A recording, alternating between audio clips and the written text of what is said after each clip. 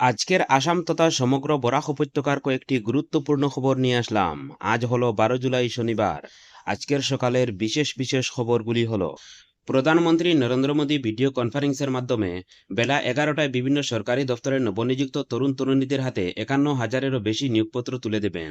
কর্মসংস্থানের প্রসারে প্রধানমন্ত্রী দায়বদ্ধতা পূরণের অন্যতম পদক্ষেপ হিসাবে রোজগার মেলাগুলি আয়োজন হয়। এখনো পর্যন্ত বিভিন্ন রোজগার মেলার মাধ্যমে 10 লক্ষেরও বেশি নিয়োগপত্র দেওয়া হয়েছে। ষোড়শ রোজগার মেলা অনুষ্ঠিত হবে সারা দেশে 47টি জায়গায়। মূলত রেল, স্বরাষ্ট্র, ডাক, স্বাস্থ্য ও পরিবার কল্যাণ, অর্থ, শ্রম ও সংস্থান মন্ত্রকের নবনিযুক্তদের নিয়োগপত্র দেওয়া হবে এই রোজগার মেলায়।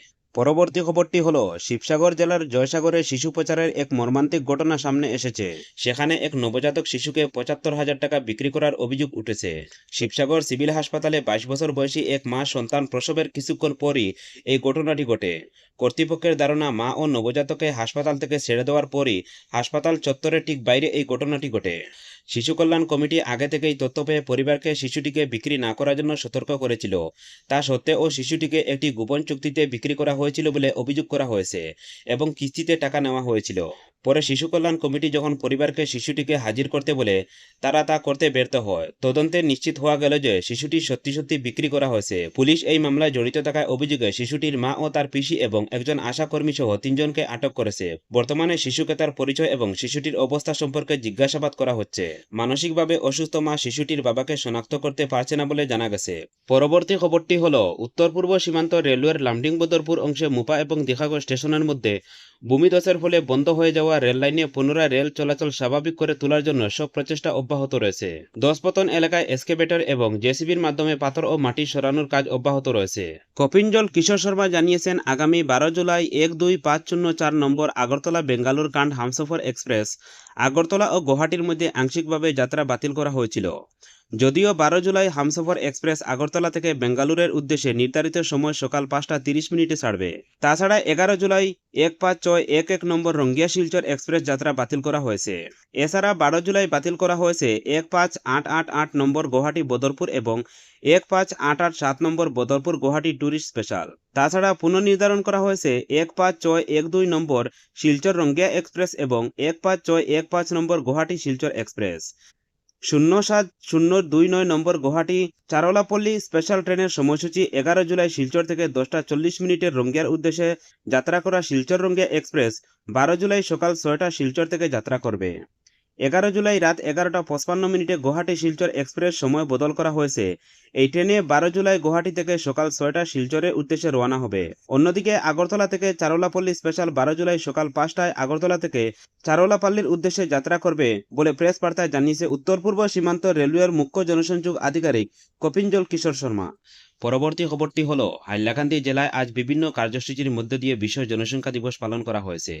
এ উপলক্ষে জেলা স্বাস্থ্য বিভাগের উদ্যোগে জনসংখ্যা বৃদ্ধির ফলে উদ্ভূত বিভিন্ন সমস্যা সম্পর্কে জনসচেতনতা গড়ে তুলতে সারথী বেন নামে একটি প্রচার গাড়ি যাত্রা শুরু হয়েছে। জেলার অতিরিক্ত আয়ুক্ত লাইরহলু খেন্তে পতাকা নেড়ে প্রচার গাড়ি যাত্রা সূচনা করেন। উল্লেখ্য, প্রচার গাড়িটি আগামী 24শে জুলাই পর্যন্ত ঘরে ঘরে গিয়ে জনসংখ্যা নিয়ন্ত্রণে জনসাধারণকে সচেতন করবে।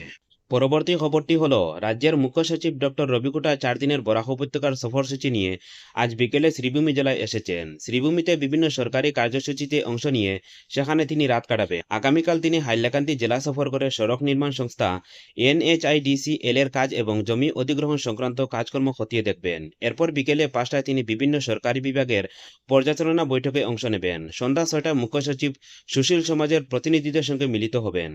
আগামীকাল হাইলাকান্দিতে রাত কাটিয়ে রবিবার সকাল 9টায় হাইলাকান্দি সার্কিট হাউস নির্মাণ কাজ খতিয়ে দেখবেন। এরপর তিনি জেলা ভারতমালা প্রকল্প এবং সিভিল হাসপাতাল সহ আরও কিছু প্রকল্পের কাজ সরজমিনে খতিয়ে দেখবেন।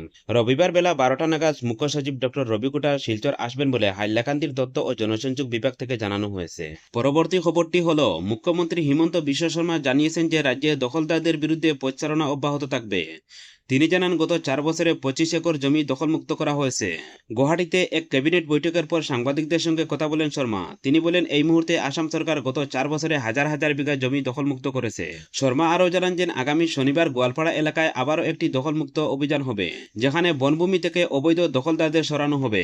গোটা রাজ্যে 4 বছরে হাজার হাজার বিঘা জমি আমরা দখলমুক্ত করেছি। আমাদের হাতে এখনো 25,000 একরেরও বেশি জমি আছে। আগামী সপ্তাহে আমি একটি প্রেস মিট করব, যেখানে আমরা 2021 সালে মে মাসের আমার মুখ্যমন্ত্রী হওয়ার পর থেকে সমস্ত প্রচারণার তথ্য প্রকাশ করব। গোয়ালপাড়ার জেলা প্রশাসন জানিয়েছে যে তারা পৈকান রিজার্ভ ফরেস্ট 1040 বিঘা জমি দখলমুক্ত করার পরিকল্পনা করেছে, যা 1080টি পরিবারকে উচ্ছেদ করবে। হিমন্ত বিশ্ব শর্মা আরও বলেন, সরকার উচ্ছেদ হওয়া মানুষের জন্য জমির অধিকার দেওয়ার জন্য প্রস্তুত, তবে শর্ত হলো তারা প্রকৃত ভারতীয় নাগরিক হতে হবে এবং তাদের নিজেদের জায়গা জমিহীন হতে হবে, উচ্ছেদের জায়গা নয়। তিনি আরও দাবি করেন, সাধারণত খুব কম মানুষই উচ্ছেদের পর জমির অধিকার দাবি করতে এগিয়ে আসে।